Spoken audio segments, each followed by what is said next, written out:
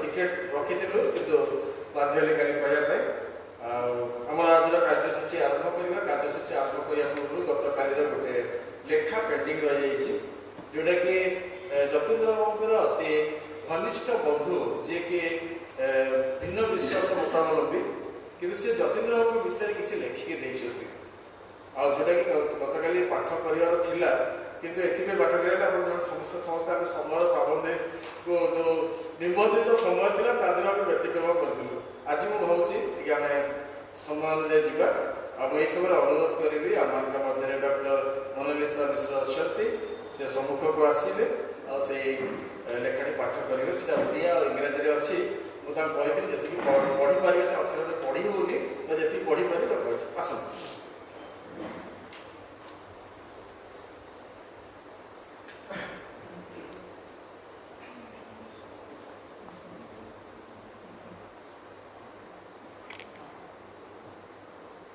एठारे उपस्थित ଥିବା प्रत्येक मन ख्रीष्ट प्रेम नमस्कार जनाए। स्वर्गत जतीन्द्र कुमार महांती एक अजात शत्रु माता नवकुमारी और पिता कुलमणि महांतींकर कुलमंडन करी पूरी पवित्र सहर परिवार ज्येष्ठतम सदस्य भाव आपण निजर यौथ परिवार प्रति जो प्रतिबद्धता कर्तव्य निष्ठा दायित्वबोधता और पृष्ठपोषकतार विरल दृष्टांत सृष्टि आपणकर आवर्तमान आपण को स्मरणीय कर रखी एबे भी आपणकर महनीय व्यक्तित्वर महकतार परिवार सदस्य विशेष भाव में गर्वित आपण परिवार नुहे बर बंधु परिजन गिर्जा समाज सबुआड़े सबुबले आपणकर यही व्यक्तित्व एक चर्चित चरित्र ही रही एवं आज रही आपण केवल जड़े सुदीर्घ तनुधारी बलिष्ठ व्यक्तित्व नथिले बरं आपण हृदयर विशालता और दृढ़ मानसिकता आपण को सर्वदा श्रेय प्रदान करि आसी आपणकर शांत शिष्ट उदार और बदान्य व्यक्तित्व निश्चित भाव में चिरस्मरणीय कटक सहर स्थित ओडिशा साहित्य सदनर प्रतिष्ठाता संस्थापक संचालक और पृष्ठपोषकता भाव आपणकर निष्ठा और वास्तव मूल्यबोध भित्तिक परिचालना यह एक दृढ़ भित्तिभूमि प्रदान करथिला आपण को जेते भी प्रशंसा कले ताहा आपणकर प्रकृत व्यक्तित्व निकट में गौण परिमाणित हेब धार्मिक साहित्यर प्रचार और प्रसार निमंते प्रभाती तारा और ध्यान कोठिर परी पत्रिकार नियमित प्रकाशन पाई से काल में आपणकर त्याग और परिश्रम दृष्टांत सृष्टि करथिले ताहा भविष्यत वंशधर निकट में उच्च कोटि चिरस्मरणीय रही था।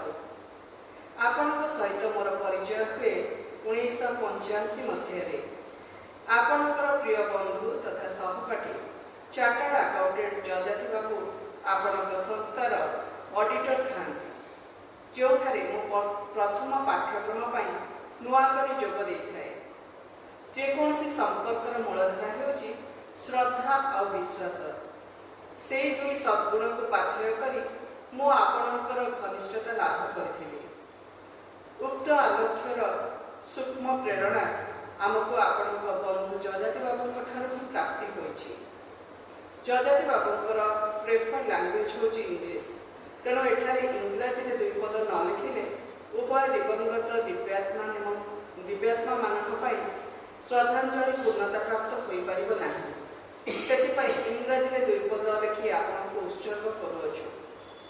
Both of your name Kajal and Jyoti are meaningfully very auspicious in nature and elegantly matched with your name, nature and personality, which is very rarely seen in the society. The first name Kajal originates from Sanskrit word Kajjal, which refers to the eyeliner, a traditional eye cosmetic. In our country, often associated with beauty, protection and auspiciousness, and that you really are. You are beautiful by nature, protector of your family, and undisputedly you are very to your entire community. Your second name, Jatin, identifies some by significant spiritual importance, having sanity, quality with purity, holiness, and ascetic nature. Thus, very truly, your life significance both of your names with justification. Money, wealth, and property never posed only problem for you in maintenance a generous life. Undoubtedly, you are very popular among your worldly friends like architect K.P. Mahapatra, founder of Abit Group of Institutions, Dr. R.N. Sahu, renowned neurologist of Cuttack, Dr. N.K. Chand, Professor ENT, Executive Engineer Electrical, Manas Prasad Das, General Manager of Prajatantra, Mr. Prafulla Sahu, and my mentors, Chartered Accountant Jajati Kesari Patnaik, founder of Patnaik and Company, and Global Institute of Management, and many more. I have seen when people move with their egos, they very often invite dispute due to their intention. And in those situations, your selfless role as problem sorter as a very stable and unbalanced manner, in fact made you very popular in your friend circles. I have many sweet nostalgia you for last 3 decades, which specify of your wonderful personality as a noble human being, and such memory cannot ordinarily be of memory. I am truly fortunate to gain an opportunity to acknowledge your personality, when I admire most only for his positions and devotions. God is great to bless your souls for heavenly award. Professor Dr. Narendra Kumar Mishra, Narendra Kishore Mishra.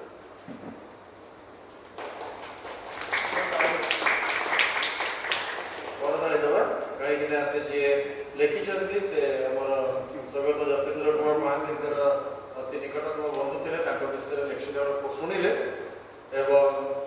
विशेष भाव आज समस्ते these मत कही कविता पाठ करेंगे किंतु कविता पाठ पूर्व आम कि कविता विषय कौशल आप प्रदान करूँ आप निजर कविता को धरिकी बसतु बर्तमान जो कविता लिखुं कौशल प्रदान कर देखा से कौशल अनुसार आप लिखिं ना कहीं ना आम प्रत्येक वर्ष जो जिते थर आम करुँ लेखन कर्मशाला आम कौशल दौचु किंतु आप ग्रहण करना किसी लोक अच्छे यार शुरू से लिखिकी आपला अक्षर लिखिकी पठे दौरान एवं बहुत एडिटर आप बाहर कर दिखाँ जदि न बाहर कर फोन पर कांदुच्च दयाकोरी से करूँ ना जो कौशल आम प्रदान कर बर्तमान कौशल टेक्नोलोजी समय एवं प्रधानमंत्री कहते कौशल कार्यकारी करने आम आम लेखा मध्यम जो बर्तमान आम जो सेसन आरंभ हो कार्यसूची अनुसार आम से सेसन मुख्य विषय हूँ कविता रचनार कौशल केमी लिखे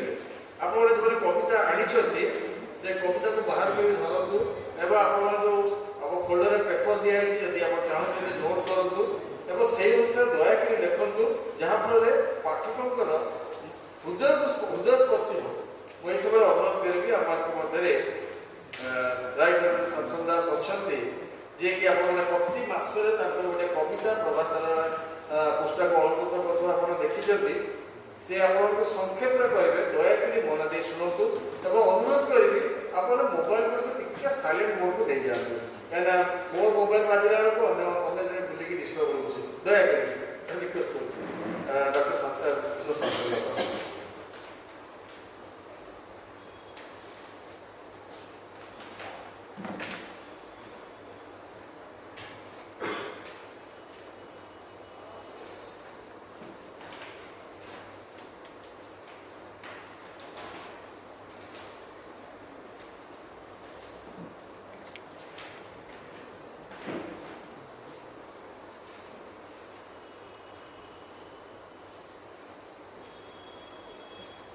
प्रभु को महानाम को धन्यवाद दिए आज ये द्वितीय द्वितीय दिवस रे प्रभु आम सुंदर सुजोग देइछंती आ विशेष करी जो भली आमंकर बंधु सुदीप्त कहते आज साहित्य उपरे आमने समय दबा आज होउची आम देशर गणतंत्र दिवस तेणुकर ये कर्मशाला गणतंत्र दिवस रे एक अपूर्व मिलन मणिकांचन मिलन भलिया होगला आ निश्चय आम जीवन रे एक स्मृति हो रहा साहित्य एक विशाल विषय ताकू अधघंटे भितर 45 मिनिट वर्णना करने सहज नुहे किंतु किछिटा माने चिंता करवा जहाँकि आम अनुप्राणित कर आग को बढ़िया अनेकों मतरे एक कथा यथार्थत भाव कहुई ओडिशा साहित्य अति प्राचीन किंतु प्रश्न उठे जदि यह अनेकों द्वारा आदृत ताले आज ओडिशार साहित्य बा कविता शुणा लोक माने कमी जाउछंती काहे कविता प्रति एते आकृष्ट होना काहे दुईटी विषय हो पारे गोटे होउछि हुए तो आमर कविता मन छुआ हो पारुनी द्वितीय विषय होउछि बोध हुए या शिक्षा उपयोगी हो पारुनी प्रेरणादायक हो पारुनी जहाँ फल कि लोक मानकर इंटरेस्ट आसु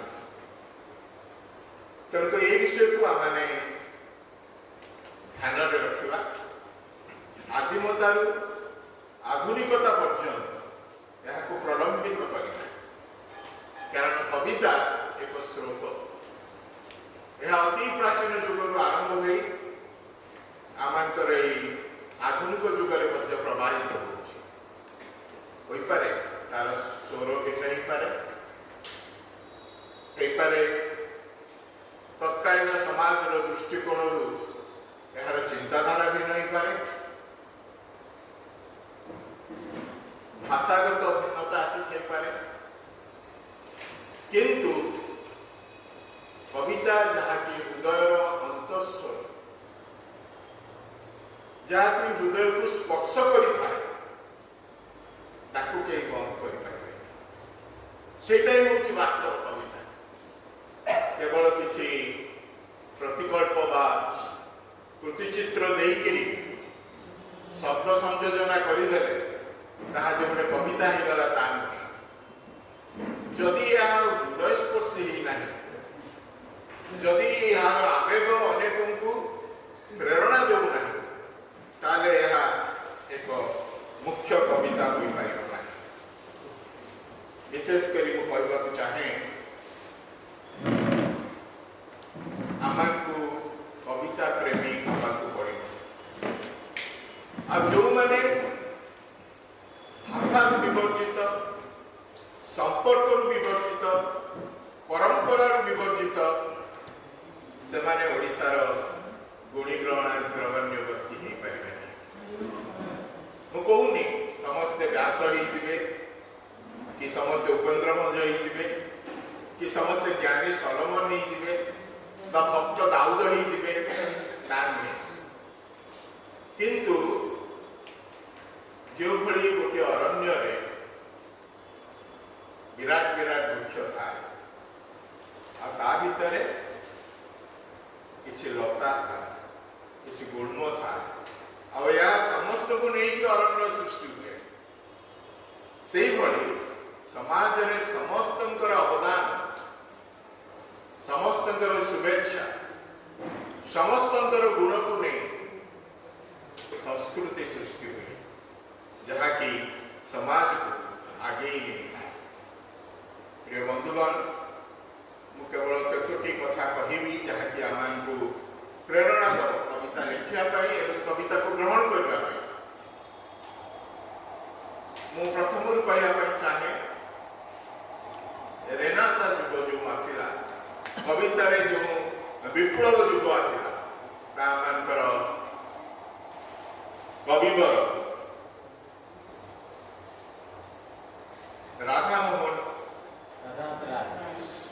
କବିବର ରାଧାନାଥ ରାୟ ସେ ସୃଷ୍ଟି କରିଥିଲେ।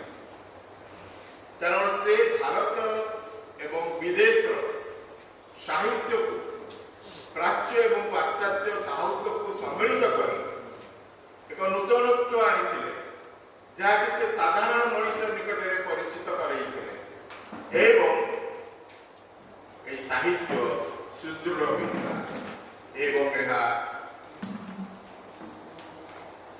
ଉତ୍କଳରେ ବିଶେଷ ଭାବରେ ସାହାଯ୍ୟ କରିଥିଲା। ରାଧାନାଥ ରାୟ ଏକ ବିପ୍ଳବୀ କବି ଥିଲେ। ଅନେକ ତାଙ୍କର ଲେଖା ଅଛି, ଆପଣମାନେ ଜାଣନ୍ତି। ମହାଯାତ୍ରା, ଦରବାର, ଉଷା, ପାର୍ବତୀ କାବ୍ୟ। ପ୍ରଥମ କରି ସେ ସେହି ପାର୍ବତୀ କାବ୍ୟରେ ଲେଖିଲେ ଯେ ନାରୀମାନେ କେଉଁଭଳି ଲାଞ୍ଛିତ ହେଉଛନ୍ତି, ଅତ୍ୟାଚାରିତ ହେଉଛନ୍ତି, ସେମାନଙ୍କୁ କାମିନୀ ଭୂମିକା ଦିଆଯାଉଛି। ଏବଂ ସେ ତାପରେ ଯେଉଁ ଉଷା କାବ୍ୟ ଲେଖିଲେ ସେଥିରେ ନାରୀ ଯେ ମହିୟସୀ ଲାବଣ୍ୟମତୀ, ଆଲୋକ ଅନ୍ଧାରରୁ ଆଲୋକକୁ ଆଣି ସେ ସେମାନଙ୍କୁ ପ୍ରତିପାଦିତ କଲେ।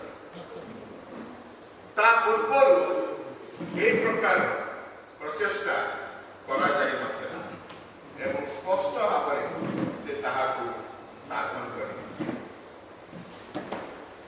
ସତ୍ୟବାଦୀ ଯୁଗରେ ଯେଉଁ 5 ଜଣ ବିଶିଷ୍ଟ କବି, ବିଶେଷ କରି ଆମଙ୍କର ଗୋପବନ୍ଧୁ ଦାସ, ଗୋଦାବର୍ଷ ମିଶ୍ର, ନୀଳକଣ୍ଠ ଦାସ, କୃପାସିନ୍ଧୁ ଦାସ, ଏମାନେ ମିଶିକି ଯେଉଁ ଯୁଗଟି ଆରମ୍ଭ କଲେ ସତ୍ୟବାଦୀରେ ଆମଙ୍କର ସାକ୍ଷୀ ଗୋପାଳ, ତାହା ଓଡ଼ିଶାର ଇତିହାସକୁ ବଦଳାଇଥିଲା। ପଣ୍ଡିତ ନୀଳକଣ୍ଠ ଦାସ ସେ ପ୍ରଥମ ଶ୍ରେଣୀରୁ ରେଭେନ୍ସା କଲେଜରେ BA ପାସ୍ କଲା ପର୍ଯ୍ୟନ୍ତ ତାଙ୍କର କ୍ୟାରିୟର ଫାର୍ଷ୍ଟ କ୍ଲାସ୍ ଥିଲା। ସେ ଚାହିଁଥିଲେ ଅନେକ ସରକାରୀ କାର୍ଯ୍ୟ କରିଥାନ୍ତେ, କିନ୍ତୁ ଭାର୍ଗବୀ ନଦୀ କୂଳରେ ପଣ୍ଡିତ ନୀଳକଣ୍ଠ ଦାସ, ଗୋପବନ୍ଧୁ ଦାସ ଏବଂ ଗୋଦାବର୍ଷ ମିଶ୍ର ଏମାନେ ପ୍ରତିଜ୍ଞା କରିଥିଲେ ଯେ ଆମେ ଫିରିଙ୍ଗି ସରକାରରେ ଚାକିରି କରିବା। ତେଣୁକରି ନୀଳକଣ୍ଠ ଦାସ ଯେତେବେଳେ 1909ରେ ସତ୍ୟବାଦୀ ମନୋବିଦ୍ୟାଳୟ ସ୍ଥାପନ ହେଲା, ସେଇଠାରେ ସେ ଶିକ୍ଷାର କାର୍ଯ୍ୟ କଲେ ଏବଂ ସେ ସାହିତ୍ୟକୁ ଉଦ୍ବୁଦ୍ଧ କଲେ। ପ୍ରିୟ ବନ୍ଧୁଗଣ, ଆମଙ୍କର ଓଡ଼ିଶାର ସାହିତ୍ୟ ଆଶ୍ଚର୍ଯ୍ୟ ଭାବରେ ଆଗକୁ ଆଗକୁ ବଢ଼ି ଚାଲିଛି। ଏବେ ମଧ୍ୟ ଆମେ ସାହିତ୍ୟର ଶାସ୍ତ୍ରୀୟ ସାହିତ୍ୟର ମାନ୍ୟତା ଲାଭ କରିଛୁ। ପ୍ରତ୍ୟେକ ଓଡ଼ିଶାବାସୀଙ୍କ ପାଇଁ ଏହା ଏକ ଆତ୍ମଗୌରବର ବିଷୟ ଏବଂ ଏହାଦ୍ୱାରା ପ୍ରତ୍ୟେକ ଓଡ଼ିଶାବାସୀ ସମ୍ମାନିତ ହେଇଛନ୍ତି। ଆମେ ଯେତେବେଳେ ଏ ବିଷୟରେ ଆଲୋଚନା କରିଥାଉ, ଆମେ ବିଶେଷ କରି ରାଧାନାଥ ରାୟଙ୍କୁ ମନେ ରଖିବା, କାରଣ ସେ ଆମଙ୍କର କବିତାକୁ ଆଗକୁ ନେବାରେ ଯଥେଷ୍ଟ ସାହାଯ୍ୟ କରିଥିଲେ ଏବଂ ତାଙ୍କର ଲେଖନୀ ଦ୍ୱାରା ସେ ଓଡ଼ିଶା ଜାତିକୁ ନୂତନ ପ୍ରେରଣା ଦେଇଥିଲେ। ଆମେ ଜାଣିଛୁ, ଯଦି ଆମେ ଦେଖିବା କବି ସଚୀ ରାଉତରାୟଙ୍କ କଥା, ସେ ପ୍ରଥମେ ପଲ୍ଲୀ କବି ଭାବରେ ପ୍ରସିଦ୍ଧ ଥିଲେ, କିନ୍ତୁ ତାପରେ ସେ ରେନାସା ଯୁଗର କବି ହେଲେ ଏବଂ ଦେଶ ଉଦ୍ବୋଧନ କରିବା ପାଇଁ ସେଇ କଥା ଲେଖିଲେ। ଦୁର୍ଗମଗିରି ଦୁର୍ଗ ପ୍ରାଚୀର ଚିହ୍ନ ଦୁଆରେ ବସି ଡାକେ ତାନ୍ତ୍ରିକ ମନ୍ତ୍ର ସାଧନେ ଜାଗ୍ରତ ପୁରବାସୀ।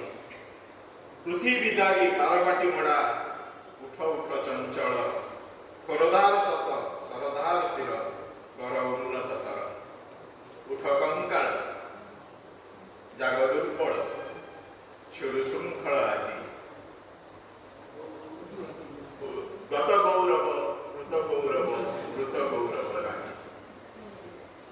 এই যে প্রেরণা সে দেলে ফলবাসীଙ୍କୁ এবং সেই যে জাতি প্রেম সৃষ্টি কলে তাহা অনেক মুখ্য স্রোতরে যোড়ি হয়ে যাওয়া সাহায্য করেছিল এবং সেমানে জাতীয়তাবাদ প্রথম স্থান দিয়েছিল। আমি জানু গোপবন্ধু দাস से एते सुंदर कवि थिले जदि से खाली कविता लिखि थांते ताले हुए तो विश्वर सर्वश्रेष्ठ कवि भाव विवेचित होई थांते किंतु से परे परे देशर स्वाधीनता पाई स्वराज्य पाई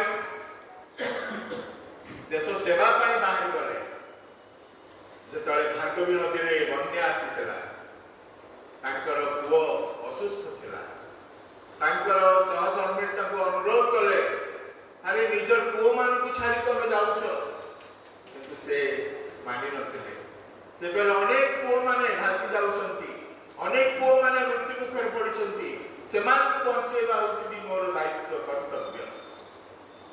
तापर इतिहास रे लिखा जाए तांकर तीन जण जाक पुओ मरि जाइथिले तांकर सहधर्मी मरि जाइथिले एवं से तांकर प्रतिभा को से साहित्य लेखनी रे से लिखिथिले माँ माँ बोली केते मु डाकिली केही तो सुनिले नाही भाई भाई बोली केते मु कहिली उत्तर देलेनी केही जाति प्रेम बन्नी प्रज्वलित कर स्वार्थ को दियो आहुति स्वार्थ मेध यज्ञ चौदिगे नाच छाती को मिसाई छाती। तेणुकरी कविता कौन संप्रदाय गोष्ठी जाति भितर सीमित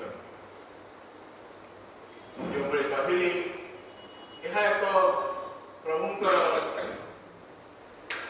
एभली आशीर्वाद जहाँ मनीष को मनीष भाषा कहवाक शिखई था मनीषर सुख दुख हसकांद राग अनुराग विद्रोह मिलन এই সমস্ত বিষয়କୁ ନେଇ ସେ ମଣିଷକୁ ସମାଜ ସହିତ ଯୋଡ଼ିଥାଏ ଏବଂ କବିତା এইଭଳି ଏକ ବିଷୟ ତାହା ପ୍ରତ୍ୟେକ ବିଷୟ ଉପରେ ଲେଖାଯାଇଥାଏ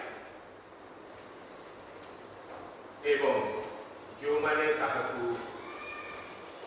ରୂପରେଖ ଦେଇଥାନ୍ତି ସେମାନେ ନମସ୍ୟ। କବିତା गोटे नदीर जल स्रोत परी अंधार राति बिजुली परी ऋतु परिवर्तन संभार परी प्रत्येक हृदय को स्पर्श करें एवं ताहा अनेक को विभिन्न शिक्षा दे था।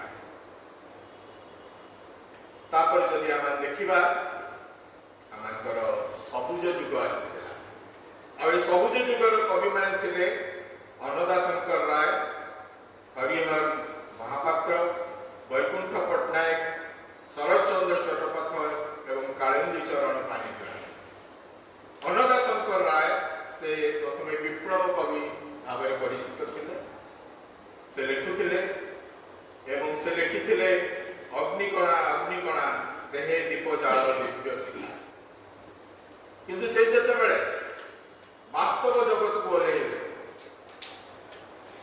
मनुष्यर प्रेम जीवन यौवन प्रति दृष्टिपात कले से अति सुंदर भाव में लेखा को बदल एवं से लिखिले फूल फुटे फूल झरे पुणी फुटे से पूर्णमी शशि बुड़े पुणी उठे से विधुर पराण प्रेम छुरे बासना यौवन थरे गले आउ आसे। तेणुक जीवन जे ईश्वर दान यौवन जे एक दिव्य चेतनार प्रतीक किंतु यह क्षणस्थायी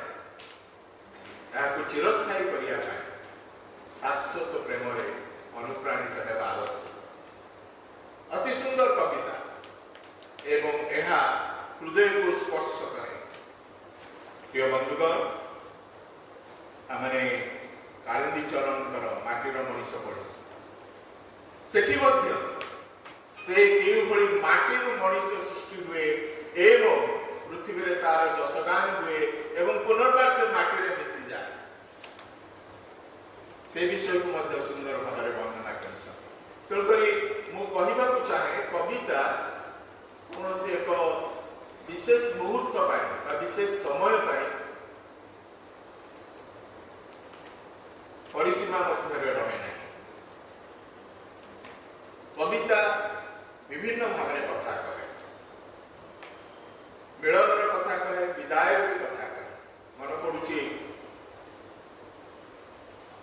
1983 मसीहा कथा जो आम प्रथम विषय आचार्य right reverend Jugal Kishore Mahanti retired से जम्बू हॉस्टेल वार्डन भाव में काम गोटे कविता विदाय आमने गाई विदाय काल मन पड़े वेदना विदाई गो तुम्हें कही जाओ आज भूल ना तुमरी कोले हसीचु केते कांदीचु केते विदाय बेल खोजुचु सांत्वना समय दीपाली जली जाए सलितार चूल झरी जाए पोड़ा सलितार खोजुचु आज तुमरी प्रेरणा समय सागर उपकूले केते जे पदचिह्न बचे चोरा बाली रे खोजुचु आज तुमरी चेतना प्रिय बंधुगण यही अति सरल सावलिस भाषार संयोजन हृदय भाव को परिप्रकाश करने जेकोसी परिस्थिति कवितार मूल जो बारंबार कहूँ दिन दैनंदिन घटना जीवनर सुख दुख जीवनर दारिद्रता प्राचुर्यता जीवनर सफलता विफलता जीवनर पाप पुण्य ये सब को नहीं आपण माने कविता लिखिपारे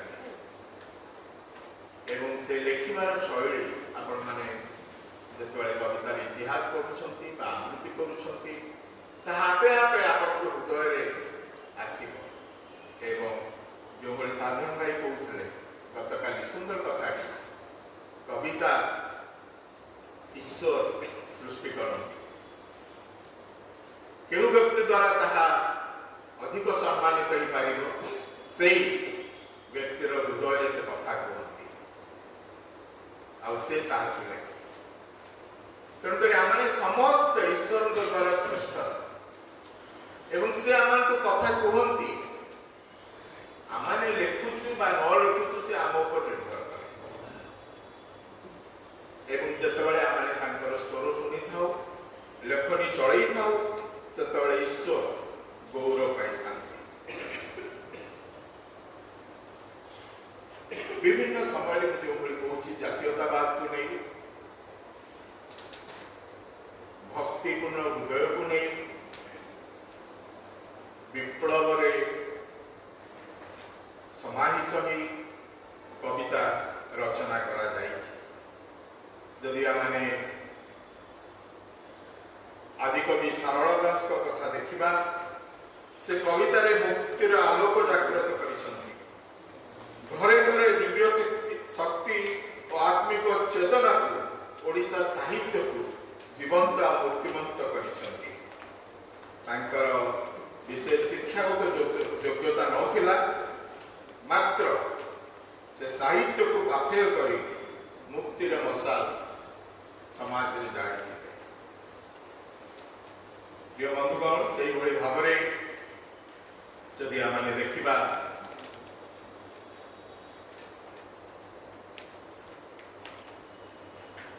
आमकर उत्कल भारती कुंतला कुमारी शेफाली प्रति जो कविता से लिखिले अन्याय विरुद्ध लड़िबा एवं देश को न्याय एवं प्रगतिवादी करने आम जागृत कर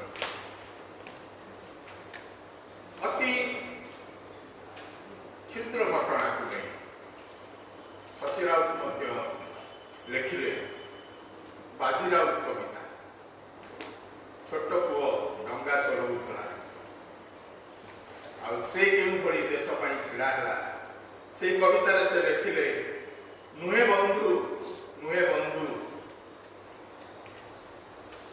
ଏହା ଚିତା, ଏ ଦେଶ ତିମିର ତଳେ ଅଲିଭା ଭୂପତି ସଳିତା।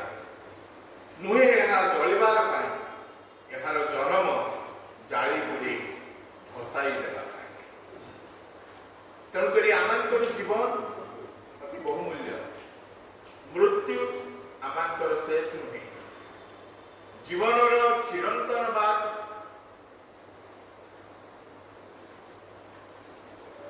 ଅନନ୍ତ ଜୀବନ, ତାହା ହେଉଛି ଆମର ଲକ୍ଷ୍ୟ।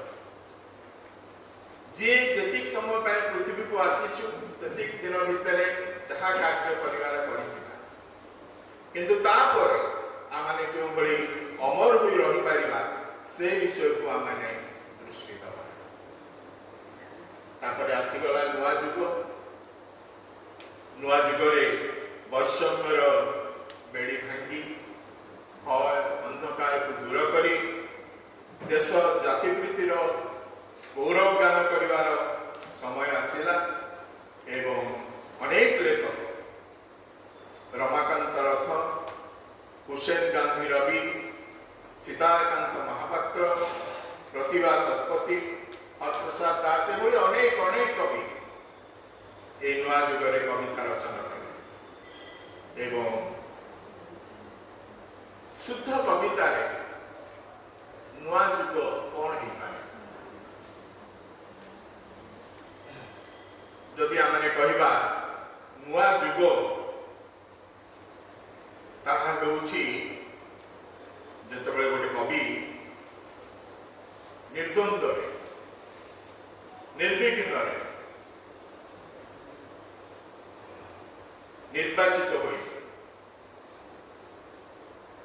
समाज को प्रतिनिधि करे, तार को हाथ चिन्ह बा पद्म चिन्ह बा शंख चिन्ह बा छता चिन्ह दरकार हुए।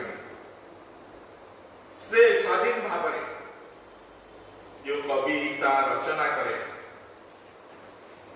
नूआ जुगर प्रेरणा। किंतु मनरे प्रश्न उठे, नूआ जुग कौन? प्रेमर आरंभ यार नूआ जुग के फूल फुटिबार नूआ जुग को अन्याय अधर्म को विरोध करिबा तार नूआ जुग को से तो भीम बोई लिखिले, प्राणी को आरत दुख अप्रमित देखु देखु किबा सहु, मो जीवन पछे नरके पड़ी थाओ जगत। तो यार नूआ जुग क्यों? आई लव यू तीनोटी शब्द या पछरे जो गभीर आंतरिकता प्रेम रही तार नूआ जुग को वसुधैव कुटुम्बकम यार नूआ जुग क्यों? कहबार अर्थ है विकास ही कवितार नूआ जुग। कवि जेते बेले अंतरात्मा को स्मरण करी समाजर संस्कृति परंपरा सुख दुख को नहीं निजर लेखनी चालना करे, ईश्वर प्रति भक्ति प्रीति स्तुति बा प्रकृतिर सौंदर्य बा पारिवारिक संपर्क ताहा मिलन हो पारे, विदाय हो पारे, ताही नूआ जुग सृष्टि करिथा एवं कविता को सृष्टि करिथा।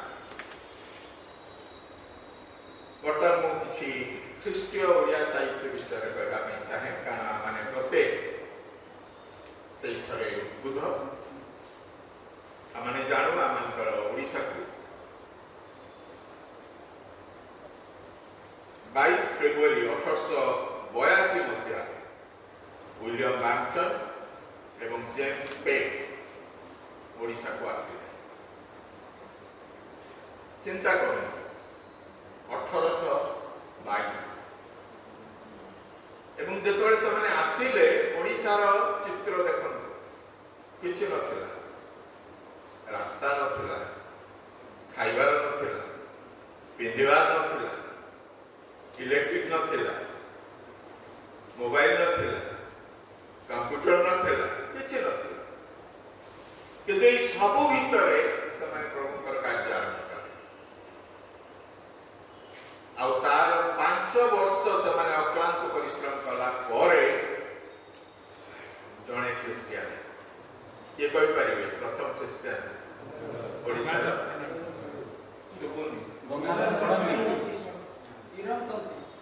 ହିରଣ ସେନାପତି ସେ ଓଡ଼ିଶାର ପ୍ରଥମ ଖ୍ରୀଷ୍ଟିଆନ, କିନ୍ତୁ ଯେହେତୁ ସେ ତେଲୁଗୁ ଥିଲେ ତାଙ୍କୁ ଓଡ଼ିଆ ଖ୍ରୀଷ୍ଟିଆନ ଭାବରେ ଗ୍ରହଣ କରାଗଲା। ସେ ହିରଣ ସେନାପତି ରେଭରେଣ୍ଡ ଡାକ୍ଟରଙ୍କ ଦ୍ୱାରା 1827 ମସିହାରେ ବ୍ରହ୍ମପୁରରେ ଜୀବନ ନେଇଥିଲେ। ତାପରେ 1828 ଖ୍ରୀଷ୍ଟାବ୍ଦରେ ଗଙ୍ଗାଧର ଷଡ଼ଙ୍ଗୀ ଓଡ଼ିଆ ବ୍ରାହ୍ମଣ ମାର୍ଚ୍ଚ 23 ତାରିଖରେ ରେଭରେଣ୍ଡ ଲେସିଙ୍କ ଦ୍ୱାରା କଟକରେ ଜୀବନ ନେଇଥିଲେ। ଆମେ ଜାଣିବା ଦରକାର ଆମର ଇତିହାସ। ଆଉ ସେ ସମୟରେ ଯେଉଁମାନେ ପ୍ରଭୁଙ୍କୁ ଗ୍ରହଣ କରୁଥିଲେ ସେମାନେ ଆଶ୍ଚର୍ଯ୍ୟ ଭାବରେ କାର୍ଯ୍ୟ କରୁଥିଲେ। ଚିନ୍ତା କରନ୍ତୁ, ଆଜ ପ୍ରାୟ 200 ବର୍ଷ ତଳ। କିନ୍ତୁ ସେମାନଙ୍କ ମଧ୍ୟରେ ମଧ୍ୟ ଅନେକ କବି ହୋଇ ବାହାରିଥିଲେ ଏବଂ ସେମାନଙ୍କ ମଧ୍ୟରୁ ଆମେ ଜାଣିଛୁ ଭାଇ ମୁକୁନ୍ଦ ଦାସ, ଦାନିଏଲ ମହାନ୍ତି, ଶ୍ୟାମ ସାହୁ, ଲାଲମୋହନ ପଟ୍ଟନାୟକ, ଗଙ୍ଗାଧର ଷଡ଼ଙ୍ଗୀ, କୃଷ୍ଣଦାସ ମହାନ୍ତି, ପୁଷ୍ପକେଶୀ ପ୍ରଧାନ, ଏଇଭଳି ଅନେକ ସେ ସମୟ ଖ୍ରୀଷ୍ଟୀୟ କବି। ତାପରେ ପରେ ଆସିଲେ ଆମର ଭାଇ ବ୍ରହ୍ମାନନ୍ଦ ଦାସ, ସାମୁଏଲ ପାତ୍ର, ଚକ୍ରଧର ପାଣିଗ୍ରାହୀ, ସତ୍ୟଶୋଭନ ଦାସ, ଲେଟ୍ ରେଭରେଣ୍ଡ ପ୍ରଦୀପ ଦାସ, ପୂର୍ଣ୍ଣଚନ୍ଦ୍ର ପୁଟିଆ, ପ୍ରକାଶ ମହାନନ୍ଦିଆ, ଜ୍ୟୋତ୍ସ୍ନା ମହାନ୍ତି, ଆଶାଲତା ଚୌହାନ, ଲେଟ୍ ହୀରକ କୁମାର ପ୍ରମାଣିକ, ଅମେୟ ବାଳା ମୁନି, ଜ୍ୟୋତ୍ସ୍ନା ରାଣୀ ପାତ୍ର, ଆମଙ୍କର ପୁରୀର ପ୍ରତିମା ଦାସ ଏବଂ କଟକର ପ୍ରତିମା ଦାସ, ଏଭଳି ଅନେକ ଏବେ କବିତା ଲେଖୁଛନ୍ତି। ଆହୁରି ଅନେକ ସେମାନଙ୍କ ନାଁ ଏଠି ଯୋଡ଼ି ନାହିଁ। ତେଣୁକରି ଏଇ ଓଡ଼ିଆ ଖ୍ରୀଷ୍ଟିଆ ସାହିତ୍ୟକୁ ଆମେ ଧରି ରଖିଛୁ, ବଞ୍ଚେଇ ରଖିଛୁ। ଏବଂ ଯଦି ଏ ସାହିତ୍ୟର ମୂଲ୍ୟାଙ୍କନ କରିବା, ଏହା ମଧ୍ୟ ଅତି ମହାନ। ଦେଖନ୍ତୁ, କୃଷ୍ଣଦାସ ମହାନ୍ତି ସେତେବେଳେ ଗୋଟେ କବିତା ଲେଖିଥିଲେ, ଗର୍ବ ଦମ୍ଭ ଅଭିମାନ କାହିଁକି ଏତେ, ବାଟ ବସା ଧୂଳି ଘର ରହିବ ସତେ, ଏ ତୋର ପୁନେଇ ଜନ୍ମ ଭୁଆସେ ହୋଇବ ଲୀନ, ବୃଥା ଗର୍ବ ଯୌବନ କାହିଁକି। କି ସୁନ୍ଦର ସାହିତ୍ୟ, କି ଅପୂର୍ବ ଭାଷା, ଆଉ ହୃଦୟ ସ୍ପର୍ଶୀ, ଆଉ ଜୀବନଦାୟକ। ଆଉ ସେତେବେଳେ ଲେଖିଥିଲେ, ଭଙ୍ଗା ହୃଦୟ ତୁଚ୍ଛ କରି ନ ପାରନ୍ତି ସୁବର୍ଣ୍ଣ ସାହୁ। ସେ ଗୀତ ଲେଖିଥିଲେ, ଭଙ୍ଗା ହୃଦୟ ତୁଚ୍ଛ କରି ନ ପାରନ୍ତି ଅଟେ ତାଙ୍କ ଗ୍ରାହ୍ୟ ଭଳି। ଝୁଲିଲ ମୋ ପାଇଁ ବିଷୟରେ ବି ସେ ଲେଖିଥିଲେ। ଆଉ ସେଇ ଗୀତରେ ସେ ଲେଖିଛନ୍ତି, ଯଦି ଅନ୍ଧକାର ହୁଏ ଘୋର ତୋର ପଥ ଯାଉ ତୁଇ ଭୁଲି, ଆକୁଳ ଅନ୍ତରେ ଡାକଟାଏ ଦେଲେ ଦୁଇ ହସ୍ତେ ନେବେ ଧରି। କି ଗଭୀର ବିଶ୍ୱାସ, ଆଶ୍ୱାସନା, ଆସ୍ୟୁରାନ୍ସ। କାହିଁ କବିତା ଯେଉଁଭଳି କହୁଥିଲି, କେବଳ ସରଳ ସାବଳୀଳ ଶବ୍ଦ ସଂଯୋଜନା କରିଦେଲେ ବା ପ୍ରତୀକ କୃତିଶିଳ୍ପକୁ ନେଇ କିଛି ଲେଖିଦେଲେ 2-4 ପୃଷ୍ଠା ବଡ଼ ବଡ଼ କରିକିରି ସେଟା କବିତା ହୁଏ। ଆମଙ୍କର ଓଡ଼ିଆ ଖ୍ରୀଷ୍ଟୀୟ ସାହିତ୍ୟର ମଧ୍ୟ ମୂଲ୍ୟ ବହୁତ ଉପରେ। ଆମଙ୍କର ପୁଷ୍ପକେଶୀ ପ୍ରଧାନ, ସେ ମଧ୍ୟ ସୁନ୍ଦର କବିତା ଲେଖିଥିଲେ, ଦୁଆରେ ଉଭା ନ ହୋଇ ଆସ ପ୍ରଭୁ ଭିତରେ, ଆସିବେ ଯାଅ ନାହିଁ ପ୍ରବେଶ ମୋ ଚିତ୍ତରେ। କି ସୁନ୍ଦର କବିତା। ହୃଦୟ ମଧ୍ୟକୁ ଆସ, ଏଇଠି ଉପାସନା କରିବି, ଏଇଠି ନିବେଦନ କରିବି, ତୁମେ ଫେରି ଯାଅ ନାହିଁ, ମୋ ଜୀବନକୁ ପରିବର୍ତ୍ତନ କର। এইটা ହିଁ ଓଡ଼ିଶା ଖ୍ରୀଷ୍ଟୀୟ ସାହିତ୍ୟର ମୂଲ୍ୟବୋଧ, ଯାହାକି ଜୀବନକୁ ରୂପାନ୍ତରିତ କରିଥିଲା। ଆହୁରି ସେତେବେଳେ ଥିଲେ ଦାନିଏଲ ମହାନ୍ତି, ସେ ଲେଖିଥିଲେ ଅନାଦି ଈଶ୍ୱର ଦୟାର ସାଗର ପାଳକ ସଦା। ଗତକାଲି ଆମେ ମଣ୍ଡଳୀରେ ଗାଉଥିଲୁ ପୁରୀରେ, କି ସୁନ୍ଦର ଲେଖା। ଆଉ ଗଙ୍ଗାଧର ଷଡ଼ଙ୍ଗୀ ସେ ମଧ୍ୟ ଲେଖିଥିଲେ ଅରୂପ ରୂପରେ ଦୃଶ୍ୟ ହୋଇଲେ ଅନୁଗ୍ରହ, ସତ୍ୟତାରେ ପୂର୍ଣ୍ଣ ହୋଇ ଅଇଲେ। କୃଷ୍ଣଙ୍କର ଜନ୍ମ ଉପରେ ସେ ଲେଖିଥିଲେ। ଲାଲମୋହନ ପଟ୍ଟନାୟକ ସେ ମଧ୍ୟ ଅତି ସୁନ୍ଦର କବିତା ଲେଖିଥିଲେ। ନିରମଳ ନିରମଳ ନିରମଳ ଦେବତା, ସୁରନର ପ୍ରଶଂସିତ ସୃଷ୍ଟି କରତା, ଶକ୍ତିମୟ ବିଶ୍ୱପିତା, ଜ୍ଞାନଞ୍ଜନ ପ୍ରଦାତା, ବଳବୁଦ୍ଧି ବିଶାରଦ, ନ୍ୟାୟ ପ୍ରଣେତା। এই যে কবিতার ছন্দ, কবিতার অলঙ্কার, এটি সিংহাবলোকন অলঙ্কার সে ব্যবহার করছেন। সিংহ যেমতি আগুক দিয়ে স্টেপ যাব, পছকু বুলিকি চাইব, সেই অলঙ্কার সে সুন্দর ভাবে সাহিত্যকে সমৃদ্ধি করছেন। সাহিত্যর লালিত্য ভাষা উচ্চকোটির করছেন এই ওড়িশা খ্রিস্টীয় সাহিত্যর কবি মানে। তেমক আজ আমার মধ্যে মধ্যে অনেক অছু যে কি কবিতা লেখি প্রভুঙ্কর গৌরব করা চাহ। প্রভাতিতার আছে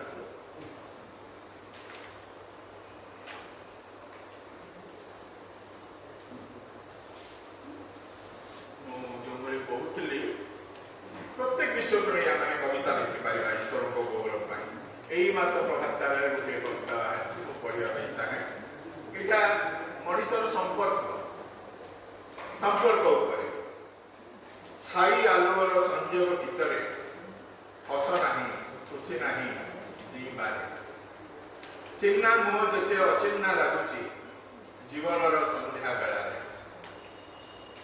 ঋতু পরে লোকে বদলি যাতে কালর কৰাଳ গতি। সুখ দুঃখ সবু পাশরে দিয়ন্তি জীবনর চলাপথ। সম্পর্ক নুহে দীপাড়ি আলোক পবনরে লিভিଯିବ। সম্পর্ক নুহে বালিঘর ভাঙ্গি দেই ভুলিଯିବ। সম্পর্ক অটে শাশ্বত মিলন শান্তি সুধার নির্ঝর। সম্পর্ক অটে পূর্ণমী জনর মধুছরা বহা। সম্পর্ক নুহে স্বার্থ কপটর ছলনা ভরা নাটক। সম্পর্ক নুহে মোহ মায়ার মিচ্ছ মরিচিকা কলঙ্ক। সম্পর্ক অটে অপাসরা মমতা ভরা মহক। সম্পর্ক অটে নিরাশ অন্ধারে উজ্জ্বলময় আলোক। সম্পর্ক নুহে কবରରେ জন্ম মৌড়া জীবন রূপক। সম্পর্ক নুহে সন্দেহর অধীন কুহুড়ি মূলক। সম্পর্ক অটে নিত্য নূতন আনন্দ ভরা পুলক। সম্পর্ক অটে আশা ভরসার অসরন্তী রত্ন সিন্ধুক। তেণুকরি এই ছোট ছোট বিষয়କୁ ନେଇ কবিতা ଆମେ ଲେଖିପାରିବା, ଈଶ୍ୱରକୁ ଗୌରବ ଦେଇପାରିବା, ସମ୍ପର୍କର ଭାଇଚାରା ସୃଷ୍ଟି କରିବା, ମଣ୍ଡଳୀକୁ ସମୃଦ୍ଧଶାଳୀ କରିପାରିବା, ମଣ୍ଡଳୀକୁ ବିଚ୍ଛିନ୍ନତାବାଦରୁ ରକ୍ଷା କରିପାରିବା ଏବଂ ଈଶ୍ୱରଙ୍କର ଆଶୀର୍ବାଦକୁ ଆମେ ସଦା ସର୍ବଦା ପୂର୍ଣ୍ଣ କରିପାରିବା। ତେଣୁକରି ସାଧନ ଭାଇ ଯେଉଁଭଳି କହୁଥିଲେ କବିତା ଲେଖିବାର କୌଶଳ ଆପଣଙ୍କର ନିଜସ୍ୱ ହଉ, କିନ୍ତୁ ତାକୁ ଦୀର୍ଘ କରନ୍ତୁ ନା। କବିତା କେବେ ଦୀର୍ଘ ସମୟର ଅପେକ୍ଷା କରେନି। 4 ପଦ କି 8 ପଦ ଲେଖିଦେଲେ ଯେ ଗୋଟେ ବଡ଼ କବିତା ହେଲା ତା ନୁହେଁ, ଛୋଟ କବିତା ଲେଖ।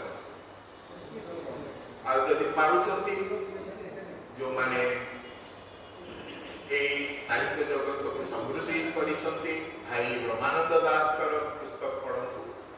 ସେ ଅତି क्षुद्र कविता लिखुं सेठू आपण माने प्रेरणा पाइबे आउ जो भली कहबी कविता हृदय आवेग हृदय भाषा अंतर अंतस्वर ईश्वर को गौरव निमंते कविता समाज विकास एवं कल्याण पर ईश्वर राज्य वृद्धि पाए धन्यवाद।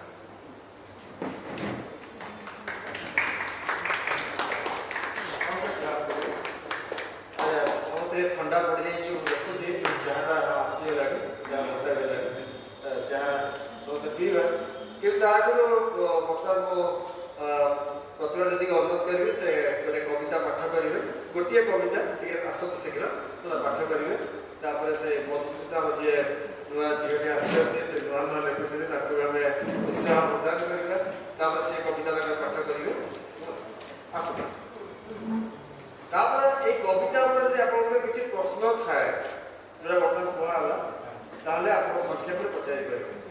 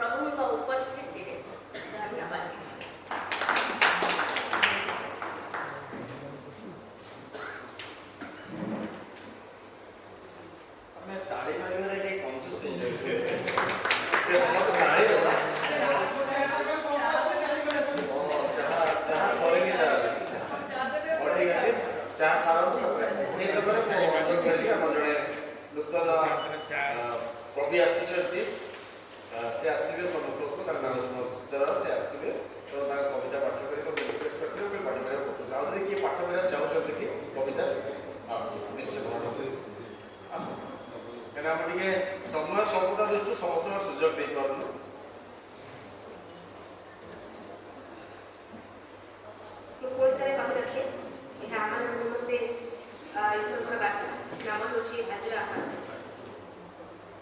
उपस्थित आज से किरण नूतन वर्षारे नूतन मन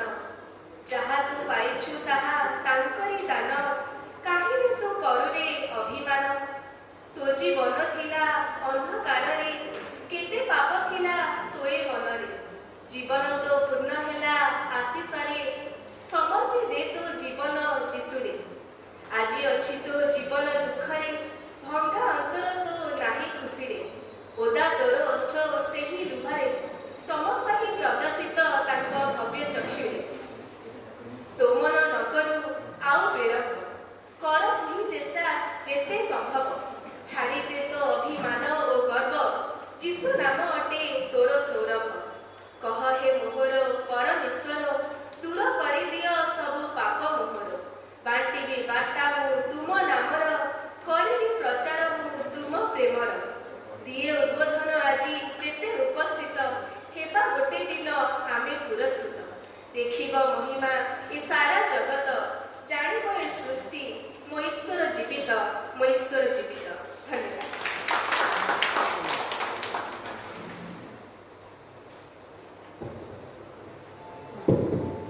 ଆମେ ପ୍ରଭୁଙ୍କୁ ଧନ୍ୟବାଦ ଦେଉ ଯେ ଆମମାନଙ୍କ ଭିତରେ ପ୍ରଭୁ କାର୍ଯ୍ୟ କରୁଛନ୍ତି ଏବଂ ଏଇଭଳି ନୂତନ ନୂତନ ଆମମାନଙ୍କର ପୁଅ ଝିଅମାନେ କବିତା ଲେଖୁଛନ୍ତି। ଆଉ ଏ କବିତାଟି ଅତି ସୁନ୍ଦର ହେଇଛି, ହୃଦୟ ସ୍ପର୍ଶୀ ହେଇଛି, ପ୍ରଭୁଙ୍କୁ ଗୌରବ ପାଇଁ ହେଇଛି, ଅନନ୍ତ ଜୀବନର ସ୍ପର୍ଶ ଦେଇଛି। ତେଣୁକରି ଆମେ ଆଉ ଥରେ ତାଳି ଦେବା, ଜୋର କରି ଦେବା। ଧନ୍ୟବାଦ। ମୁଁ ବର୍ତ୍ତମାନ ଆମମାନଙ୍କ ମଧ୍ୟରେ ମହାରାଜ ଅଛନ୍ତି, ନିମନ୍ତ୍ରଣ କରିବି ସମ୍ମୁଖକୁ ଆସିବେ। ଆଉ କ୍ଷୁଦ୍ର କବିତା କେବଳ ପାଠ କରିବେ। ମହାରାଜ ଆପଣ କହିଦିଅନ୍ତୁ କ୍ଷୁଦ୍ର କବିତା ପାଠ କରିବେ, ଏଇଟା କଥା ଶୁଣିଲୁ କବିତା ଉପରେ। ତାପରେ ଆମେ ଆମର ଅଲଗା ସେସନକୁ ଯିବା। ଆସନ୍ତୁ।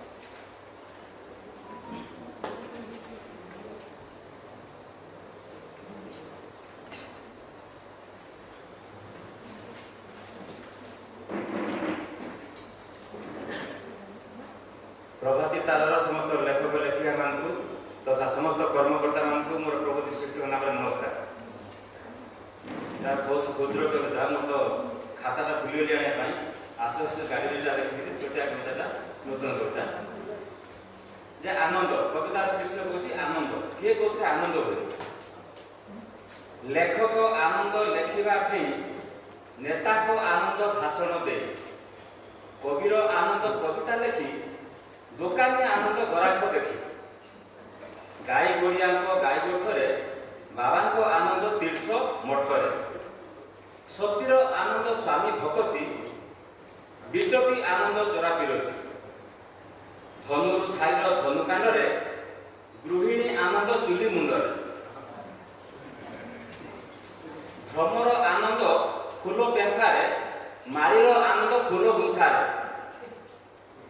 बहुको आनंद पाठशाली रे, पंजाबी वाला को केश दाढ़ी रे, पालक आनंद आत्मा लाभ रे, पालक आनंद आत्मा लाभ रे, पथिक आनंद छाई पाग रे, निष्कर्म आनंद बसा सुआरे, निष्कर्म आनंद बसा सुआरे, पेटुक आनंद खिया पिया रे। धन्यवाद।